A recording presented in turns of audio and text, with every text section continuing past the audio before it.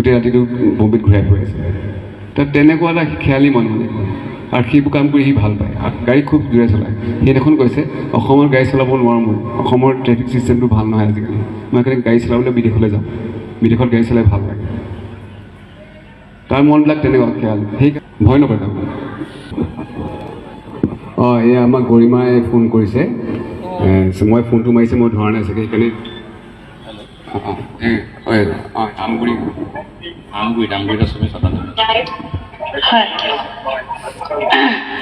Hello', ৰাইজলৈ কিবা এটা কৈ দিয়া।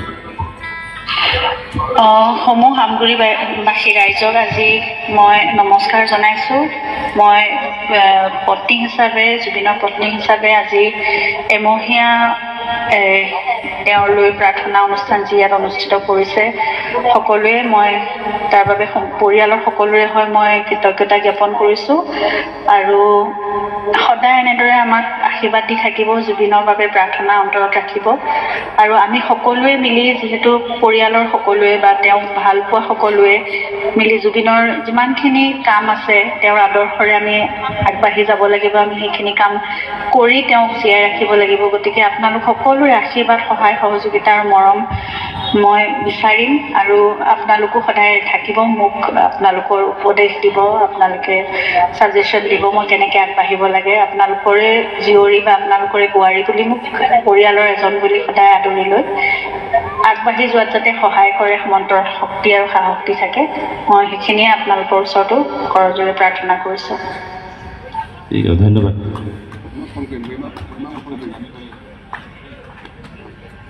এয়া দেখিছে, এয়া যদি ভগৱান নহয়, আপোনালোকে চাওক, আপোনালোকে কিমান অন্তৰে জুবিন গাৰ্গৰ এই শ্ৰদ্ধাঞ্জলি কৰিছে। আজি সেই তেখেতলোকৰ ঘৰৰ পৰা আপোনালোকক নিমন্ত্ৰণ কৰিছে, আপোনালোকে কথা গৰিমা গাৰ্গৰ লগত কৈছে। এইটো এটা বস্তু, এইটো ভগৱান হ'বই লাগিব। এই ইনচিডেণ্টটো আপোনালোকে মনত ৰাখক, আপোনালোকে মনত ৰাখিব লাগিব। এইটো ক'তো হোৱা নাই, কিন্তু আজিকালি মই দেখা নাই এনেকুৱা হোৱা। গৰিমা গাৰ্গে ফোন কৰিছে মোক, অলপ দেখাতে ফোন কৰিছে, মই অকলে থকা কাটি দিলোঁ, জয়নালকৰ একেলগে কৰিলে, গম পাইছে আমি দুজন একেলগে থাকিম বুলি।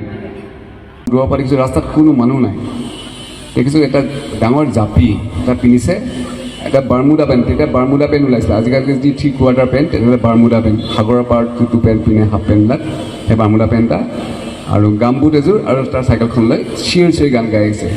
ধুমুহা বতাহ, কিন্তু সেইটো ভয় কৰা নাই। সেইকাৰণে সি কৈছে যে ধুমুহাৰ লগত তাৰ সি নাচে, সেইটো কৈছে। সেই পৰিৱেশটো মই দেখিছোঁ। আৰু ঠিক জয়ন্তাই, মই এই এতিয়া বেয়া লাগি গৈছে আচলতে, আমি লাষ্ট এই সৰুসজাইলৈ গৈছিলোঁ, সৰুসজাইলৈ যাওঁতে আমি তিতিছোঁ, খুব ডাঙৰ সাংঘাতিক বৰষুণ। তেতিয়া জুবিন গাৰ্গক দেখিছিলোঁ, কিন্তু আমি সেই পৰিৱেশটো মই পাইছোঁ, মানে ইমান বৰষুণ, জয়ন্তাও তিতিছে, মই দিছোঁ লাখ মান তিতি আছে, ইমান বৰষুণ। আধা ঘণ্টামানৰ কাৰণে দিছিলে মানে জয়ন্তা, তাৰপিছত এৰি দিলে।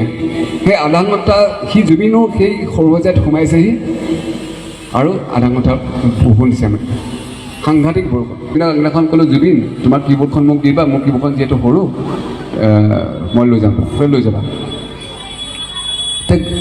তাৰ ঘৰলৈ ৰাতিপুৱা 4:30 বজাত আহিছোঁ। ডিচেম্বৰ মাহৰ প্ৰগ্ৰেম আছিল, ডিচেম্বৰ নে জানুৱাৰী 1 এনেকুৱা আছিলে, এটা প্ৰগ্ৰেম আছিলে। 4:30 গৈছোঁ, তাক কলিং বেলটো মাৰিছোঁ, সি কৈছে সোমাই আহা। তেনেকৈ সি তাবলাও বজায় তাত, আৰু তেনেকৈ এদিন গৈ কীবৰ্ডখন সিও কিনিলে, ময়ো কিনিলোঁ, আৰু সেই কিনাৰ পিছত আমাৰ কীবৰ্ডৰ যাত্ৰা আৰম্ভ হ'ল। তেতিয়া কীবৰ্ড যোৰহাটত খুব কমেই আছিল, কিন্তু সি মোতকৈ এখন ডাঙৰ কিনিলে, মই অকণ সৰু কিনিলোঁ। মই জয়ন্তাৰ লগত আৰম্ভ কৰিলোঁ মোৰ সংগীতৰ যাত্ৰা। জয়ন্তাই মোক লৈ যায়, সি তেনেকৈ 2জন আৰ্টিষ্টৰ লগত বজায়, আৰু সি খুব খেয়ালি মনত তেতিয়াৰ পৰাই আছিল। তাৰপিছত সি যে গান গায় আমি নাজানো, সি গান গাই সেই কথাটো আমাক কেতিয়াও দেখাই দিয়া নাছিল। সি বজোৱাৰ ক্ষেত্ৰতহে অকণমান পাগলামি আছিল তাৰ। সি বজালে ক'ব নোৱাৰে, ক'ৰবাত বেলেগ দুনিয়াত গুচি যায়, আৰু য'ত ত'ত থাকে। কাৰোবাৰ ঘৰত কেছেট এটা আছে, জয়ন্তাই কোৱাৰ নিচিনা, সেই কেছেটটো বিচাৰি পেলাই তেওঁ তালৈ গুচি যাব। আজি যদি দুপৰীয়া মোৰ ঘৰলৈ আহিছে, কলেজৰ পৰা বাহিৰে প্ৰেক্টিছ কৰিছোঁ, 2 ঘণ্টামান থকাৰ পিছত আকৌ বেলেগ এজনৰ ঘৰলৈ গুচি যায়, তাৰপিছত আকৌ গধূলি বেলেগ এজনৰ ঘৰলৈ গুচি যায়। মানে সি ৰাতি গৈ ৰাতিপুৱা 9টা বজাত ওলাই অহা ল'ৰাটোক ৰাতি গৈ 9টা, 10টা, 11টাত পায়গৈ। তেনেকুৱা ধৰণৰ তাৰ অকণমান চিন্তাধাৰা বেলেগ আছিলে, গানৰ লগত খুব পাগল আছিল, গানৰ চৰ্চা খুব কৰিছিল, গান শুনিছিল। সি তাৰপিছত যেতিয়া আমি ৰেডিঅ' চেণ্টাৰ আৰম্ভ হৈছিল 91 চনত, যোৰহাট FM ৰেডিঅ' ষ্টেচন, আমি বজাবলৈ যাওঁ, আমি ৰাতিপুৱাই যাওঁ তাত বজাবলৈ, যিহেতু আমাৰ বিভিন্ন অনুষ্ঠানবিলাক যায়, বিভিন্ন শিল্পীসকল যায় গান গাবৰ কাৰণে, আমি বজাওঁ, সিও বজায় মই বজাওঁ। এটা দিনত তাক নীলু চক্ৰৱৰ্তী দাদা প্ৰগ্ৰেম এক্সিকিউটিভ আছিল, তেখেতে ক'লে যে তুমি গান কেইটামান গাব লাগিব। তাক গান গাই শিকাই থকা দেখিলে, কাৰোবাক তাৰ গান এটা শিকাই আছিল, তুমি খুব ধুনীয়া গান, তুমি গাবা, এটা প্ৰগ্ৰেম কৰিবা। সি ক'লে মই এতিয়া নাগাওঁ, মই আৰু অকণ গোটাই ঠিক কৰি লওঁ। তাত 2 দিনমান পিছত সি গানৰ ক'লে মই গাম বুলি ক'লে। তেতিয়া 3টা গীতৰ ৰেকৰ্ডিং কৰিছিলে। এই 3টা গীত আছিলে গানে কি আনে, প্ৰীতি হুৱাকে আৰু সপোনৰ বুলি এটা গান আছিলে। তাৰপিছত আকৌ 92 চনত আৰু 3টা গীত কৰিছিলে। সেই তেনেকৈ মই তেতিয়া মোক মাতি দিলে বজাবলৈ, তুমি বজাবা বুলি ক'লে, মই বজাবলৈ। তেতিয়া গম পাইছোঁ যে জুবিন গাৰ্গে এইখন খুব ধুনীয়া গান গায়, আৰু সেই গীত কেইটামান এই দুদিনমান আগতে ৰেডিঅ' চেণ্টাৰত বাজি গৈছে, 2টা গীত বিচাৰি পালে। সেই সময়ছোৱাতহে গম পাইছিলে জুবিন গাৰ্গে আচলতে কিবা এটা কৰি আছে ভিতৰে ভিতৰে, তাক নিজক বনাই আছে। ঠিক তাৰ আগৰ কাহিনী এটা কওঁ, মই মনত পৰিছিল, আপোনাক মাজতে কৈ গৈছোঁ। আগৰ কাহিনী এটা কওঁ, জয়ন্তাৰ লগত মোৰ গোৱালপাৰাত এটা প্ৰগ্ৰেম আছে, মই বজাম জয়ন্তাৰ লগত। আমি গোৱালপাৰালৈ যাবৰ কাৰণে ৰাতিপুৱা 5টা বজাত যাব লাগিব ইয়াৰ পৰা, যিহেতু আমি তেতিয়া ষ্টেণ্ডাৰ্ড 20 নিচিনা গাড়ী আছিলে, আৰু সেই গোৱালপাৰা পোৱাতে ৰাতি 7-8টা বাজিব। আমি 5টা বজাত গ'লেহে পামগৈ, ৰাস্তাও ভাল নাছিলে। সেইকাৰণে জুবিনক আগদিনাখন ক'লোঁ, জুবিন তোমাৰ কীবৰ্ডখন মোক দিবা, মোৰ কীবৰ্ডখন যিহেতু সৰু, মই লৈ যাম, তই লৈ যাবা। তাৰ ঘৰলৈ ৰাতিপুৱা 4:30 বজাত আহিছোঁ। ডিচেম্বৰ মাহৰ প্ৰগ্ৰেম আছিল, ডিচেম্বৰ নে জানুৱাৰী 1 এনেকুৱা আছিলে। এটা প্ৰগ্ৰেম আছিলে, 4:30 গৈছোঁ। তাক কলিং বেলটো মাৰিছোঁ, সি কৈছে সোমাই আহা। মই সোমাই গ'লোঁ। সুদা গা, সি কেতিয়াও শুওঁতে কিন্তু সি সুদা গায়ে শুৱে সদায়। এনেকৈ হেৰিখন লেপখন কাট লৈ লৈছে, আৰু কীবৰ্ডখন খুব আলাপ প্ৰেক্টিছ কৰি আছে। কোনো স্বৰলিপি প্ৰেক্টিছ কৰা নাই, কিন্তু তাত কোনো শব্দ লৈ গান প্ৰেক্টিছ কৰা নাই। খালি এই যে হাৰ্মিং কৰে, আজি যে এই গানে কি এইবোৰত আমাৰ মায়াবিনী হওক, যিকোনো গানতে হাৰ্মিং দেখিছে, সি তেতিয়া কৈছে, মইতো আচৰিত, তুমি প্ৰেক্টিছ কৰিছা? নাই নাই, মই অকণ গলাটো অকণ হাৰ্মিং প্ৰেক্টিছ কৰি আছোঁ, চিৰিয়াছলি প্ৰেক্টিছ কৰি আছে। তেতিয়া ভাবিছোঁ জুবিনে কিয় কৰিছে এইটো। মই ভাবিছোঁ ক'ৰবাত মিউজিক কৰিবৰ কাৰণে নিজক ট্ৰিটমেণ্ট কৰিছে, কিন্তু পিছত যেতিয়া ৰেডিঅ' চেণ্টাৰত যেতিয়া গালে, তেতিয়া গম পাইছোঁ জুবিনে গান কৰিছে, গান শিকিছে, মানে গান গাই ভাল লাগে। তেনেকৈ জয়ন্তাৰ এলবামটো ই লিখিছে গানটোত যে ধুমুহাৰ সতে মই নাচোঁ, সেইটো মই দেখিছোঁ জুবিনক। সেই মই গোটেইখিনি কৈ গৈছোঁ, তাৰপিছত আৰু দুটামান কথা ক'ম তেনেকৈ। তেতিয়া দেখিছোঁ এদিন জয়ন্তাৰ সেই কুবেৰ নামৰ কেছেটটোত যেতিয়া এই যোনটো জুবিনৰ গীত বৃষ্টি দত্তই গাব, সেই গীতটোৰ সেইদিনাখন সংগীত ব্যৱস্থাপনা কৰি আছে তেওঁৰ জেঠাইকৰ পুত্ৰ, জেঠাইকৰ ল'ৰা উৎপল শৰ্মাই। তেতিয়া বৃষ্টি দত্তৰ ঘৰতে এইটো মিউজিক কম্প'জিং কৰি আছে। খুব বৰষুণ, সাংঘাতিক বৰষুণ, আৰু সেই দবা পেটা ধুমুহা পতা বৰষুণ। বহুত দূৰৰ পৰা দেখিছোঁ মই এখন চালিৰ তলত, দোকানৰ চালিৰ তলত ৰখি আছোঁ, যাব নোৱাৰোঁ। ঠিক বৃষ্টি দত্তৰ ঘৰলৈ সোমোৱাৰ ৰাস্তাৰ সন্মুখতে, আৰু মই দূৰৰ পৰা দেখিছোঁ ৰাস্তাত কোনো মানুহ নাই। দেখিছোঁ এটা ডাঙৰ জাপি এটা পিন্ধিছে, এটা বাৰ্মুডা পেণ্ট, তেতিয়া বাৰ্মুডা পেণ্ট ওলাইছিলে, আজিকালি যি 3 কোৱাৰ্টাৰ পেণ্ট, তেনেহ'লে বাৰ্মুডা পেণ্ট, সাগৰৰ পাৰত যিটো পেণ্ট পিন্ধে হাফ পেণ্টবিলাক, সেই বাৰ্মুডা পেণ্ট এটা, আৰু গামবুট এযোৰ, আৰু তাৰ চাইকেলখন লৈ চিঞৰি গান গাই আছে। ধুমুহা বতাহ, কিন্তু সেইটো ভয় কৰা নাই। সেইকাৰণে সি কৈছে যে ধুমুহাৰ লগত তাৰ সি নাচে, সেইটো কৈছে। সেই পৰিৱেশটো মই দেখিছোঁ। আৰু ঠিক জয়ন্তাই মই এই এতিয়া বেয়া লাগি গৈছে আচলতে, আমি লাষ্ট এই সৰুসজাইলৈ গৈছিলোঁ। সৰুসজাই যাওঁতে আমি তিতিছোঁ, খুব ডাঙৰ সাংঘাতিক বৰষুণ। তেতিয়া জুবিন গাৰ্গক দেখিছিলোঁ, কিন্তু আমি সেই পৰিৱেশটো মই পাইছোঁ। মানে ইমান বৰষুণ, জয়ন্তাও তিতিছে, মই দিছোঁ, লাখ মান তিতি আছে, ইমান বৰষুণ। আধা ঘণ্টামানৰ কাৰণে দিছিলে মানে জয়ন্তা, তাৰপিছত এৰি দিলে। সেই আধা ঘণ্টা সি জুবিনো সেই সৰুসজাইত সোমাইছেহি, আৰু আধা ঘণ্টা বৰষুণ দিছে, মানে সাংঘাতিক বৰষুণ। সেইবিলাক প্ৰকৃতিয়ে দেখাই আছে, মানে প্ৰকৃতিক খুব ভাল পায়। এই আন্ধাৰৰ কথা ক'লে যে, অলপ দেৰি আগতে তেওঁ কৈছিলে আন্ধাৰৰ কথা। এদিন গধূলি ৰাজমাহ পুখুৰীৰ পাৰত আহিছোঁ, গধূলি হ'ল, চাইকেলখন পৰি আছে, সেইখন জুবিনৰ চাইকেল। আৰু ৰাজমাহ পুখুৰীৰ ভিতৰত মানে আগতে খুব জংঘল সি ভিতৰলৈ সোমাই দিব গীটাৰখনলৈ জুবিনে মহৰ কামুৰণিত গীত গাই আছে সি আচলতে সেইটো ফিল কৰে আচলতে সেই আন্ধাৰ ফিলটো লয় সেই বৰষুণৰ ফিলটো লয় জীৱ জন্তুৰ কথা কৈছে জীৱ জন্তুকটো একদম সাংঘাতিক এইখিনিতে মই এটা কথা কওঁ মই জুবিন কেনেকুৱা অন্তৰৰ মানুহ আপুনি প্ৰশ্ন কৰাৰ ভিতৰত মোক চব আহি গৈছে মই কৈ আছোঁ আৰু লাষ্টৰ কথাখিনি ঘটিব মই ইয়াত পুবেৰনৰ এটা অনুষ্ঠান হৈছিলে মই ষ্টুডিঅ' জাষ্ট খুলিবলৈ আৰম্ভ কৰাই নাই এতিয়া আৰম্ভ ঠিক কৰিছোঁ এতিয়া মই ইয়াত শিয়ালি পালে গৈতন বুলি এখন ড্ৰামাত মই মিউজিক কৰিবলৈ আহিছিলোঁ তেতিয়া এজন বাঁহী বাদকক লগ পাইছিলোঁ মই আজি চিনাকি কৰিম আপোনালোকক আৰু সকলোৱে চিনি পায় জুবিন কেনেকুৱা মানুহ এইটো সেইকাৰণে মই কৈছোঁ সেইটো সেই বাঁহী বাদকজনক লগ পাইছিলোঁ বাঁহী বাদকজনক কৈছোঁ যোগেশ্বৰ বৰা যোগেশ্বৰ চিনি পায় যোগেশ্বৰ আহা ওচৰলৈ আহা যোগেশ্বৰক ক'লোঁ তুমি মই এটা ৰেকৰ্ডিং ষ্টুডিঅ' খুলিছোঁ তুমি আহিব লাগিব আৰু তেতিয়াৰ পৰা এই লাষ্ট এবছৰ দুবছৰলৈকে মই যোগেশ্বৰকে বুজুৱাই আছোঁ প্ৰত্যেকটো গানত এদিন জুবিন গাৰ্গে মোক ফোন কৰিলে যে মই তোমাৰ তাত ৰেকৰ্ডিং কৰিম মোক এজন বাঁহী বাদক লাগিব আৰু মই জীৱন নদী দুটিৰ পাৰত বেকগ্ৰাউণ্ড মিউজিকখিনি কৰিম আৰু টাইটেল মিউজিকটো কৰিম এয়া যোগেশ্বৰ বৰা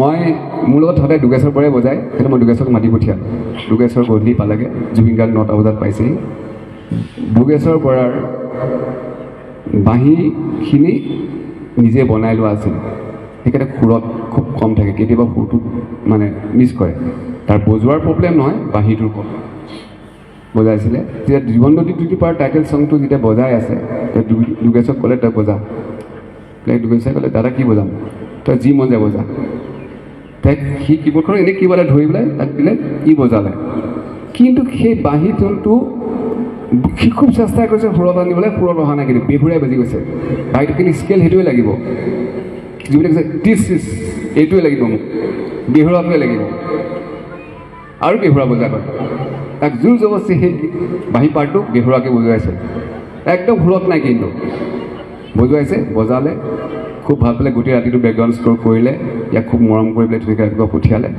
তাক কৈ থৈ গ'ল তোক মই বাঁহী একচেপ্ট দিম এতিয়া বাঁহীটো যে বেয়া আছিলে চৰি দুখ লাগি গৈছে মানে কথাবিলাক সেইখিনিও মন কৰিছে এই মুহূৰ্তত যে ইয়াৰ বাঁহীটো বেয়া ই ল'ব পৰা নাই মই একচেপ্ট গিফ্ট দিম তাই 3-4 মাহৰ পিছত মানস ৰবীন্দ্ৰ হাতত বোম্বেৰ পৰা এক ছেট বাঁহী কিনি পেলাই পঠিয়াই দিছে আৰু সেই বাঁহী ছেট আজিলৈকে বজাই আছে আৰু কি জানে সেই সময়টোত সেই বছৰ মোক ক'লে বাবু যোগেশ্বৰ আছেনে বোলে আছে মই কেছেট এটা কৰিছোঁ তুমি তাক পঠিয়াই দিবাচোন মই পঠিয়াই দিলোঁ কেছেটটো কি জানে আপোনালোকে জানেনে নাজানে নাহৰ আজি যে নাহৰ গান হিট হৈছে এই যোগেশ্বৰ বৰাই বজোৱা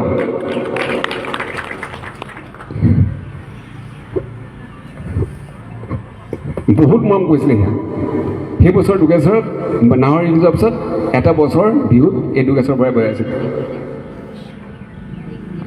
সি কেনেকুৱা অন্তৰৰ মানুহ ভাবি চাওক আজি কেইবছৰমান আগত যোগেশ্বৰ বৰাৰ ভৰি ভাঙিলে আপোনালোকে গম পায় মই উদাহৰণ দি আছোঁ দেই এই বস্তু জুবিন কেনেকুৱা মানুহ সি আম কৰিলে যোগেশ্বৰ বৰা ঘৰলৈ অহা নাই কিন্তু খবৰ লয়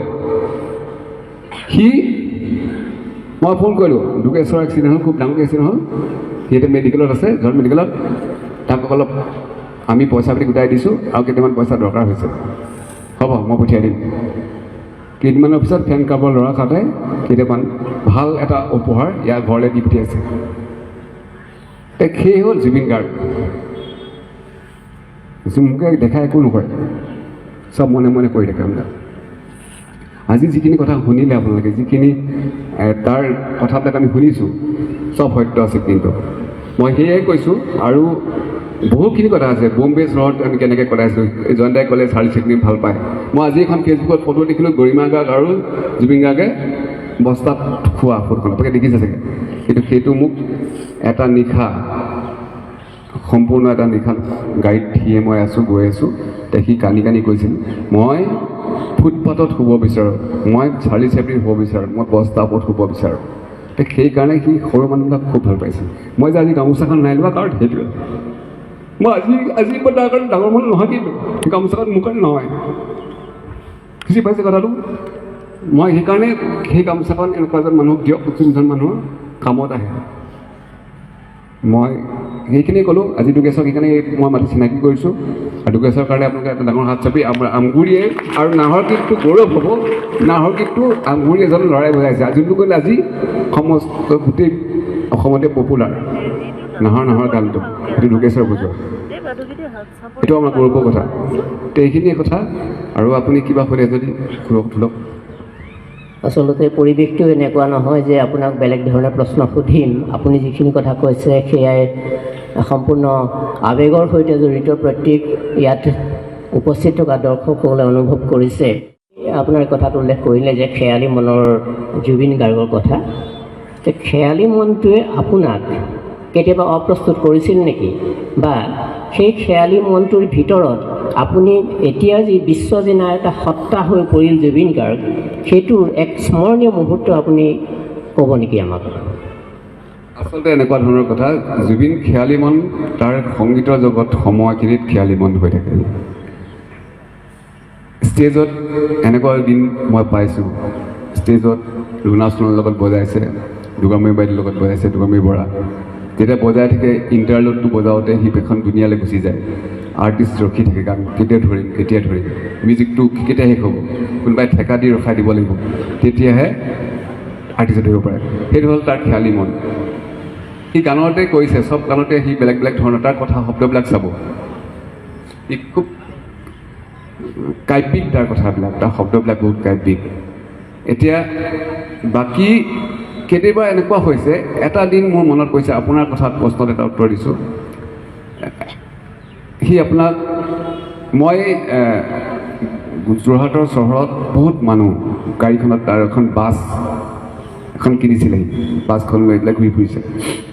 তেতিয়া মই দূৰৰ পৰা দেখক বুলি মই এনেকৈ দিলোঁ। সি ফ্ৰণ্টত গাড়ীখন চলাই আছে, দূৰৰ পৰা মানুহ বহুত, কিন্তু সি পটককৈ দেখি পেলাই ক'লে, মই গৈ আছোঁ তোমাৰ তালৈ। মূৰটো উলিয়াই পেলাই ক'লে, তুমি যোৱা। সি সেইখিনি সময়ত বুজি পাইছিলে, আমি একেলগে ডাঙৰ হৈছোঁ যে মই দূৰৰ পৰা তাক মাতিব নালাগে। সি সেইটো বুজালে মোক। সেইকাৰণে সি আকৌ 1-2 ঘণ্টাৰ পিছত মোৰ ঘৰলৈ আকৌ আহিছে। সি তেনেকুৱা ফিলৰ মানুহ আৰু তেনেকুৱা ধৰণৰ। সি প্ৰত্যেকটো বস্তুৱে লক্ষ্য কৰে, প্ৰত্যেকটো কথাই লক্ষ্য কৰে, প্ৰত্যেকটো কথা, প্ৰত্যেক মানুহৰ চেণ্টিমেণ্টটো লক্ষ্য কৰে। সেইখিনি আমি খেয়ালি বুলি ভাবোঁ, প্ৰত্যেকজনৰ চেণ্টিমেণ্টটো। সেইকাৰণে আজি জুবিন গাৰ্গক এই 3,40,00,000 মানুহে কান্দিছে জুবিন গাৰ্গৰ কাৰণে। আমি ন্যায় বিচাৰিছোঁ। সেইকাৰণে প্ৰত্যেকৰ কাৰণে ভাবে, অকল মোক বুলিয়ে নহয়, বন্ধু বুলিয়ে নহয়, জয়ন্তীকো দাদাক সন্মুখীন কৰে, জয়ন্তীৰ লগত কিমান ধেমালি কৰি থাকে। জয়ন্তীৰ কথা ক'লে কেতিয়াও সি পইচা কথা নকয়। জয়ন্তীৰ যেতিয়া চিনেমাখন গান বুলি, চিনেমাখন শ্বুটিং সি টাইম দিব নালাগে, ইমান ব্যস্ত আছিলে, কিন্তু সি নিজে আহি জয়ন্তীক চিনেমাখনত শ্বুটিং কৰি গৈছে। এইবোৰ বহুত তাৰ ভিতৰত কুশল আছে। কিন্তু এনেকুৱা এটা হয়, মাজত সি অকণমান জুবিন গাৰ্গ যেতিয়া খুব বেছি মানে মানুহৰ মাজত মানুহক বিচাৰিছিলে, তেতিয়া মানুহে মনৰ পৰা তাক আঁতৰাই ৰখা হৈছিল, আৰু সেইখিনি বহুত কষ্ট পাইছিল। জনহিয়াৰ মনোজ্ঞ মূৰ্তি, গতিকে জনহিয়াৰ মনোজ্ঞ মূৰ্তি জুবিন গাৰ্গৰ সৈতে আপোনাৰ অন্তিম বাৰ্তালাপৰ বিষয়ে অকণমান আপুনি জনাওক। অন্তিম বাৰ্তালাপ সকলোখিনি কথা মই আজি ক'ব নোৱাৰিম, যদিও মই মোৰ লগত মোৰ বন্ধুত্ব মানে বন্ধুৰ এজনৰ লগত যিখিনি কথা পাতিছিল বন্ধু হিচাপে, সেই কেতিয়াবা তেনেকুৱা কথা ক'ম। সকলোখিনি কথা আচলতে ক'বও অকণমান দিগদাৰ হয় কিছুমান জেগাত। এনেকুৱা ধৰণৰ আছিল, মই জুলাই 5 তাৰিখে, মই সদায় সি যেতিয়া যোৰহাটলৈহে মোক লগ পায়, সি আগতেই বহুত দিন আগত কৈছিলে মই মাৰিলে 7 দিন বন্ধ হ'ব। আপোনালোকে চবে ফেচবুক দেখিছিল। এই কথাটো মোকো পাৰ্চনেলি কৈছিলে প্ৰিজম হোটেলত। সি তাক কোনোবা এজনে কৈছিলে, আমাৰ লগত 2-3জন ব্যক্তি আছিল, কৈছিলে যে তুমি বম্বেত থকা আৰু বহুত এতিয়া হেৰি কৰি থাকিব পাৰিলা। সি কৈছিলে যে মই বম্বেত থাকিলে মোৰ নামটো, মই মৰিলে মোৰ নামটো এখন পেপাৰত বা এখন কিতাপত ওলাব, টিভিত ওলাব, জুবিন গাৰ্গৰ নামৰ এজন শিল্পী ঢুকালে। কিন্তু অসমত মই 7 দিন বন্ধ হ'ব এতিয়া অসম বন্ধ হৈ নিচিনা হৈ আছে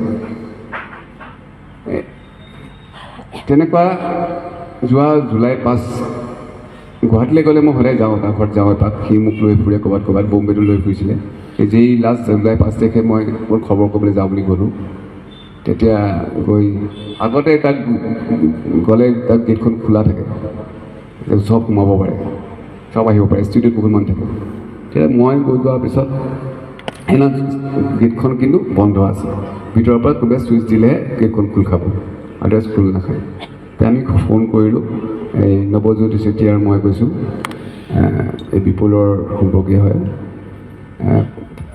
আৰু আমি দুজন গ'লোঁ গৈ পেলাই তাত জুবিন গাৰ্গ বহি আছিল ক'লে কেতিয়া আহিলি মোক ক'লে কেতিয়া আহিলি জীৱনৰ প্ৰথম দিনাৰ কাৰণে আজি বাল্যকৰ 17 বছৰৰ পৰা আজি মোৰ যিমানটো বয়স জুবিন গাৰ্গৰ মোৰ সমান বয়স কেতিয়াও মোক তই কোৱা নাছিল কিন্তু প্ৰথম তই কৈছে কোনো দিনাখনে তই কোৱা নাই সেইটো মই আচৰিত হৈ গ'লোঁ মোক আজি কিয় তই বুলি ক'লে অলপ দেৰি পিছত মই ক'লোঁ তুমি আজি যে মোক তই বুলি ক'লা কিহৰ কাৰণে ক'লা তাই কৈছে কি তোক তই ক'ব নোৱাৰি নেকি ইউ আমাৰ চাইল্ডহুড ফ্ৰেণ্ড তাই কৈছে মোৰতো অভিয়াছলি আমি চাইল্ডহুড ফ্ৰেণ্ডে হয় কিন্তু তুমিতো কেতিয়াও কোৱা নাছিলা তুমিয়ে কৈ থাকা কেতিয়াওতো তুমি মই কিবা এটা কথা ক'লে নেপেলোৱা সদায় কম কৰি গৈছিলা ইভেন মোৰ ছোৱালীজনীও নাম দিছেহি কাৰোবাক বহুতক গোৱাই দিছোঁ গান গোৱাই দিছোঁ ফ্ৰী অফ কষ্টো গান গাইছে তেতিয়া সি ক'লে মোক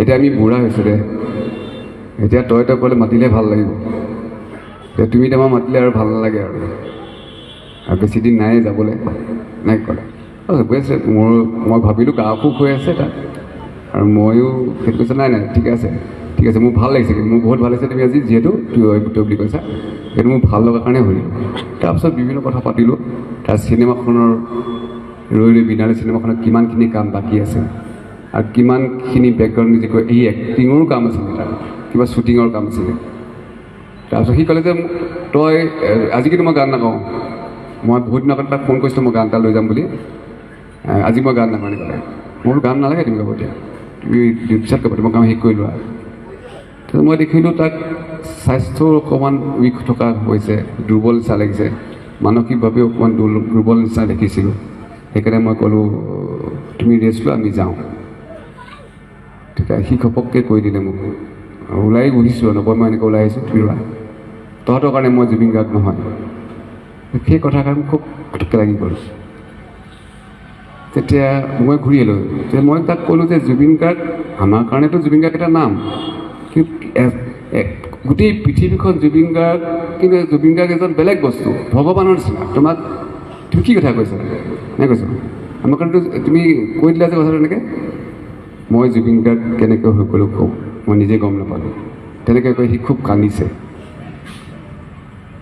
তাৰপিছত বহুখিনি কথা পাতিলোঁ কণা কৈ তাক অলপ ঠিক কৰালোঁ নাকান্দিবা ক'লোঁ দুখ নকৰিবা ক'লোঁ আমি তেতিয়ালৈকে ভাবি আছোঁ যে তাৰ গা বেয়া হৈছে সি চাগে নিজৰ ঘৰত গা বডিটোৰ কথা কিবা গম পাইছে বা অকণমান তেনেকুৱা এটা ফিল কৰিছে মই গান গাব নোৱাৰা হৈছোঁ সেই কথা ভাবি আছে আমি তেতিয়ালৈকে ভাবি আছোঁ মই ক'লোঁ যে আমি যাওঁ তুমি ৰেষ্ট লোৱা আৰু তুমি কথা চিন্তা নকৰিবা যে ভাত খাই যা মই ক'ত থাকোঁ তই চাই আগে যা মোৰ 3টাই জেগা এটা মোৰ বেডৰুম এইটো এখন গাড়ী আৰু মোৰ হোটেল এই 3টা জেগাৰ কথা যেতিয়া ক'লে মই তেতিয়া অকণমান আচৰিত হৈছোঁ যে জুবিন অকণমান অকলশৰীয়া অনুভৱ কৰিছে বিপুল তাৰপিছত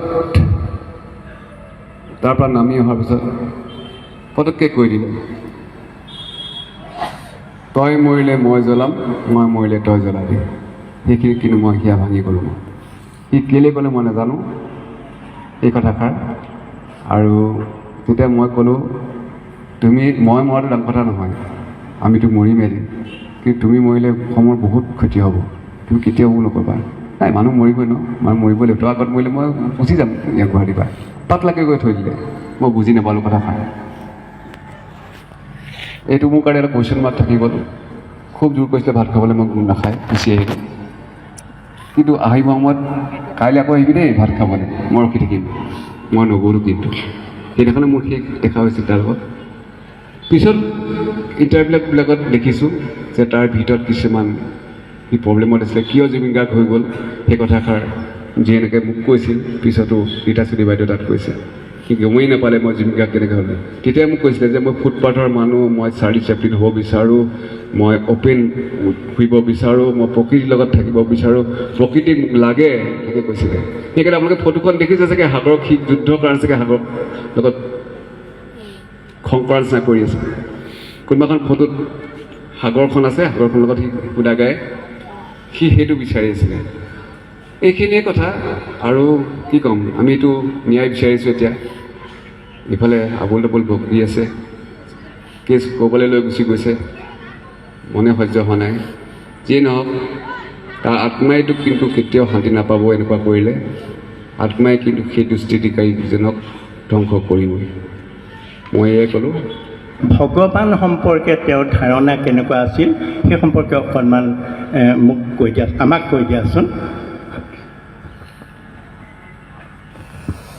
এনেকুৱা এটা কথা চাওক, যেনে কোৱা নিচিনা দিহানাম, বৰগীত, লোকসংগীত চব তেওঁৱে গালে। তেওঁ এজন নিজে ভগৱানেই হয় আচলতে। তেওঁৰ ভিতৰত গোটেই কৰ্মখিনিয়ে তেওঁ ভগৱান। মই ক'লোঁ নহয় আপোনাক, এইটোৱে তেখেতৰ ধাৰণাটো তেওঁ নিজৰ যিখিনি কৰ্ম কৰি আছে, যিখিনি কাম কৰিছে, যিখিনি মানুহৰ প্ৰতি তেওঁ চিন্তাধাৰা, অসমখনৰ প্ৰতি চিন্তাধাৰা, প্ৰকৃতি, তেওঁ প্ৰকৃতিয়ে ভগৱান বুলি কৈছে। তেওঁ এটাই কৈছে যে প্ৰকৃতিয়ে ভগৱান, বেলেগ ভুল হয়। আৰু সেইটোৱেই সত্য। তেওঁ প্ৰকৃতিয়ে আমাক যিখিনি দিছে আমি সেইটো মানি ল'ব লাগিব, এয়াই আমাৰ চব হয়। আৰু তেওঁ এজন ভগৱানৰ মই নিজে এজন খুব মই গৌৰৱ অনুভৱ কৰোঁ, কাৰণ এনেকুৱা এজন ভগৱানৰ দেৱতা, অৱতাৰ লগত আমি ইমান দিন থাকিলোঁ। আমি শুনিছোঁ একে ৰাতিৰ ভিতৰতে, মানে 9 বজাৰ পৰা আবেলিলৈকে, মানে খুব ৰাতিপুৱাৰ সময়লৈকে 3মান বজালৈকে তেখেতে ৰেকৰ্ডিং কৰে। আৰু সৰ্বাধিক 36টা বুলি শুনিছিলোঁ সেই একে ৰাতিত যে ৰেকৰ্ডিং কৰিছিলে। আৰু সেই ৰেকৰ্ডিঙৰ সময়খিনিৰ অকণমান কথা যদি আমাক কয়, আমি তেখেতৰ সেই ৰেকৰ্ডিং কৰাৰ মুহূৰ্তত সেই জুবিন গাৰ্গ ডাঙৰীয়া কেনেকুৱা আছিল আমি অকণমান অনুধাৱন কৰিব পাৰিম। গতিকে সেইখিনি আমাক ক'বৰ কাৰণে অনুৰোধ জনাইছোঁ। নিশ্চয়। এইখিনিতে কওঁ, জুবিন গাৰ্গৰ তেতিয়া আপাৰ আছামৰ ষ্টুডিঅ'খন মৰি আছিল, তেতিয়া কেছেট বা চিডিলৈ জাষ্ট কনভাৰ্ট হৈছে, চিডি আহিছে। তেতিয়া আচলতে চিডি বজাৰখনৰ ওলোৱা সময়টো আছিলে 9 নৱেম্বৰ, ডিচেম্বৰ মাহত, হয়নে বিপিন? ডিচেম্বৰ মাহত ওলায়, সেইটো বহাগলৈকে চলে। আৰু শ্বুটিংবিলাক কৰিবলৈ থাকে বিহুৰ চিডি গানবিলাক। জুবিন গাৰ্গৰ মোৰ তাত যোনদিনাখন আহিছে তাৰ পিছদিনাখন মন যায় চিনেমাখনৰ শ্বুটিং আছে। সেইকাৰণে গোটেই গুৱাহাটীৰ যিসকল প্ৰডিউচাৰ আছিলে, প্ৰডিউচাৰসকলক ক'লে যে মই যোৰহাট যাম, যোৰহাটৰ ৰাতি থাকিম, পিছদিনাখন মই গুচি যাম। সেইদিনাখন গোটেই প্ৰডিউচাৰখিনিক মাতি দিলে। আৰু আপাৰ আছাম, লোৱাৰ আছাম, গুৱাহাটী হওক, গোটেই প্ৰডিউচাৰখিনিক মাতি দিলে। প্ৰায় 30-35টামান গান লৈ পেলাই মোৰ ঘৰলৈ আহিলে। বহুত বেছি হ'ব। আৰু 4টামান বজাত সি পালেহি, পাই পেলাই ক'লে মই গাম, চবৰে গানবিলাক লোড কৰি লোৱা। মই ঠিক তেনেকুৱাতে মোৰ এখন বিয়া আছিলে, বিয়ালৈ মই ওলাই গুচি গ'লোঁ। মোৰ ৰেকৰ্ডিষ্ট প্ৰকাশক মই থৈ গ'লোঁ। প্ৰকাশ 9টা বজালৈকে মই 9টা বজাত ঘূৰি আছোঁ, তেতিয়ালৈকে জুবিনে গান গোৱাই নাই। তেতিয়া মই জুবিনক কোনো চবেই আকৌ আহি যোৱাৰ লগে লগে চব প্ৰডিউচাৰবিলাক কৈছে মোৰতো আগতে গোৱাই দিয়া, বহু মই সোনকালে যাব লাগিব, মোৰতো আগতে গোৱাই দিয়া, মোৰ 3টা গান আছে গোৱাই দিয়া। চবেইতো আমাকে তেতিয়া জুবিনকতো কোনো একো ক'ব নোৱাৰে। জুবিন তেতিয়া আচলতে মোৰ যোৰহাট আহি যোৱাৰ লগে লগে তাৰ বন্ধুবিলাক চব গোট খাই যায়, পুৰণা মানুহবিলাক গোট খাই যায়, লেকচাৰ মাৰি দিয়ে, গোটেই ধৰক মেহফিল হৈ আছে, কথা চথা পাতি আছে। সি গানৰ কথা পাহৰিলে। আৰু সি যে নাগাবলৈও আছিলে সেইদিনাখন, সি সেইটো সময় পাৰ কৰিলেহেঁতেন। কিন্তু সেই মুহূৰ্তত মই পটককৈ তাক ক'লোঁ, জুবিন তুমি এইটো কাম কি কৰি আছা? সোনকালে গানকেইটা গাই দিয়া, মানুহখিনি যাব লাগিব, তোমাৰ কাৰণে বহুত দিন পোৱা হ'ল নাই। মই গাইছোঁ এতিয়া ষ্টাৰ্ট কৰিছোঁ। চব মানুহে 2টা-3টাকৈ গান আনিছে, কাৰণ জুবিন গাৰ্গক আৰু নামায়, 1 মাহৰ কাৰণে নাপায়, কাৰণ শ্বুটিঙত সোমাই যাব।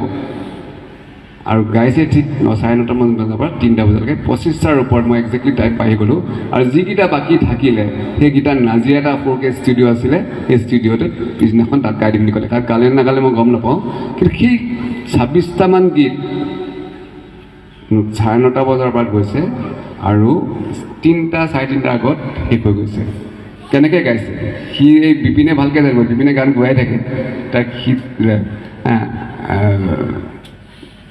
তাত সি সোমাই জাষ্ট এটা লাইন শুনিব, গাব, ছেকেণ্ড লাইন, থাৰ্ড লাইন, আৰু বিহু কোৰাছবিলাক থাকে, এই কোৰাছবিলাকত নাগাই লাইনটোত এটা লাইনকৈ গাই, মানে এটা গান যদি সম্পূৰ্ণকৈ আমি বজাই দিওঁ তাৰ গোৱাটো আগতে শেষ হ'ব, ইমান কম টাইম লয় মানে। আৰু তেতিয়া একদম তুংগত আছিলে তাৰ ভইচ।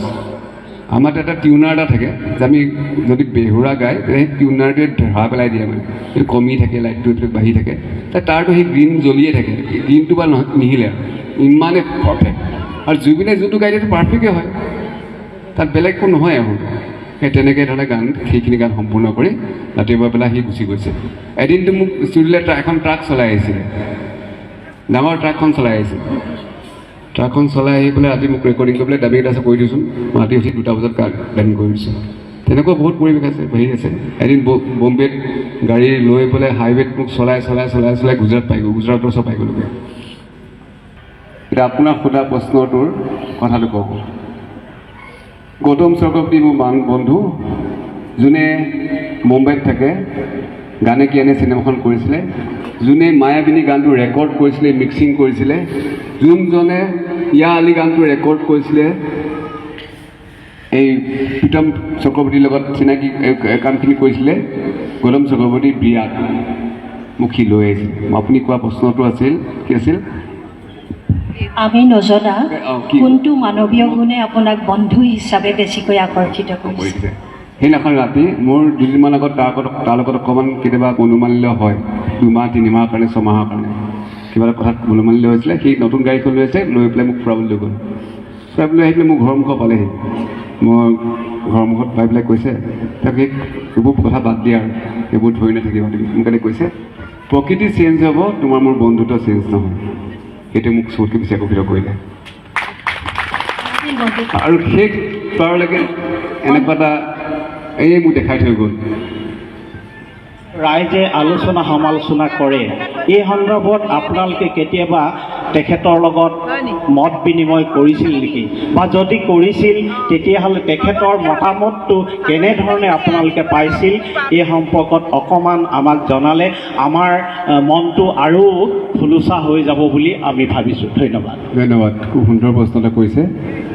এতিয়া আপুনি যোনটো প্ৰশ্ন, এই যদি আপুনি ভিতৰৰ কথাটো গম পায় তেতিয়া আৰু মৰম লাগিব আপোনাৰ, আৰু বেছি ভাল লাগিব। এই যোন গছত বগোৱা কথা, সি কেতিয়াবা কোনোবা এনেকুৱা ঘটনাবিলাক কৰে যেতিয়া সি খুব বেছি কষ্ট পায় ক'ৰবাত, সি কিন্তু একো কৰিব নোৱাৰে, কাকো গালি পাৰিব নোৱাৰে, একো কৰিব নোৱাৰে, সেইকাৰণে সি ষ্টেজতে গঠন কৰি দিয়ে। লোকগীত, কামৰূপ লোকগীত সম্ৰাট ৰামেশ্বৰ পাঠক ডাঙৰীয়া, এতিয়া নৰ্থ এইটো কি আছিলে, চেনেলটোৰ নাম কি আছিলে এইটো, NETVত এটা অনুষ্ঠান আছিলে। সেই অনুষ্ঠানটোত সমৰ্থন জনাবৰ কাৰণে তেখেতকো মতা হৈছিল। তেখেতক যোনটো ৰাস্তাৰে সোমাব লাগে, তেখেত চিম্পুলকৈ খোজকাঢ়ি আহিছিল। তেওঁক গেট কিপাৰে তাতে সেইফালে সোমাব নিদিলে, VIP লাইন দি সোমাব নিদিলে। তেওঁক কাৰণ পোচাকযোৰ অলপ চিম্পুলকৈ আহিছিল। তেওঁ গৈ গেলেৰীত বহি আহিছিল।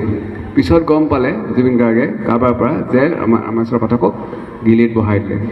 তেতিয়া খুব খং উঠিলে। তেতিয়া সেই প্ৰগ্ৰেমটোত শ্ৰেয়া ঘোষাল নে কোনোবা আৰ্টিষ্ট আহিছিলে বোলা, কোনোবা এগৰাকী আৰ্টিষ্ট মুম্বাই। তেতিয়া মুম্বাইৰ পৰা আৰ্টিষ্ট যিসকল আনিছে, যিসকল হেৰি আছে, তেখেতলোকক বেছিকৈ ইম্পৰ্টেঞ্চ দিয়াৰ কাৰণে এই যে আমাৰ লোকৰ সংগীত ৰামেশ্বৰ পাঠকক যে এনেকুৱা এটা ব্যৱহাৰ কৰিলে, তেওঁ যে ভিতৰত বেলেগ এটা গেলেৰীত বহি থাকিবলগীয়া হ'ল, সেইটো খঙত আহি পেলাই তেওঁ নিজৰ ফাংচন, নিজৰ সেই শ্ব'টো তেওঁ ধ্বংস কৰি পেলাবলৈ তেওঁক সেই তাত বগাইছিলে। বুজি পাইছেনে কথাটো? আচলতে তেওঁৰ যে কৈ বুলি কোৱা নাই, সেই মানুহজন যে এনেকুৱা আক্ৰমণ কৰিলে, সেই প্ৰগ্ৰেমটোৱে মই বেয়া কৰি পেলাম। আমাৰ শিল্পীজনক সন্মান কৰিব নজনাটো তেওঁ খুব বেছি কষ্ট পাইছিল, সেইকাৰণে তেওঁ তেনেকুৱা কৰিছিল। ধন্যবাদ। কিবা গৱেষণামূলক চিন্তা চৰ্চাৰে তেখেতৰ গোটেই জীৱনৰ ইতিহাসটো তৈয়াৰ কৰিবৰ কাৰণে কিবা চিন্তা কৰিছে নি? আমাক অকণমান জনালে সুখী হ'ম। এতিয়ালৈকে আমি কথা পাতি আছোঁ আৰু এইখিনি নিশ্চয় হ'ব। আমাৰ যোৰহাটত যেতিয়া এখন ফিল্ম চিটি দিয়া হৈছে যোৰহাটৰ সমাধিস্থলীত, ফিল্ম চিটি হোৱাৰ লগে লগে তাত শিক্ষা পাঠটো বেলেগ এটা চেপ্টাৰ থাকিব আৰু কিছুসকলেতো আগবাঢ়িয়ে গৈছে কাম কৰিবলৈ, বহুতে কাম কৰিবলৈ আগবাঢ়ি গৈছে আৰু নিশ্চয়কৈ গোটেইখিনি মিলি পেলাই আমি আপোনালোকৰ পৰা বহুতখিনি তথ্য ল'ম আৰু ইয়াৰ পৰাও ল'ম। আমগুৰিটো হৈ বহুতবাৰ আহিছে, তেনেকৈ লৈ নিশ্চয় কামটো আগবাঢ়ি সোনকালে হ'ব। খালি অকণমান এই ইছ্যুটো পাৰ হৈ লওক। এতিয়া যিটো ইছ্যু হৈ আছে এইটো শেষ হৈ লোৱাৰ লগে লগে আমি আগবাঢ়িব পাৰিম। শিল্পী সমাজে লৈছে দায়িত্ব লৈছে এইটো। ধন্যবাদ। মই বহুতখিনি ক'লোঁ। আমাৰো এটা অনুষ্ঠান আছে যোৰহাটত আকৌ 3টা বজাৰ পৰা, এইটো চাগে আমি অকণ দেৰি হ'ব পোৱাটো, অলৰেডি দেৰি হৈছে। একেবাৰে ইয়াকে কৈ মই সামৰণি মাৰিছোঁ, বেয়া নাপাব। আৰু গামোচাখনৰ কথা আকৌ কৈছোঁ, মই গামোচাখন চেণ্টিমেণ্টটো আপোনালোকে বুজি পাইছে নহয়, মই তাত দিবলৈ যিহেতু কৈছোঁ সেইটো তাতে থাকক। মই কিন্তু আপোনালোকৰ মৰম চেনেহ গ্ৰহণ কৰি লৈ গৈছোঁ ইয়াৰ পৰা। ধন্যবাদ।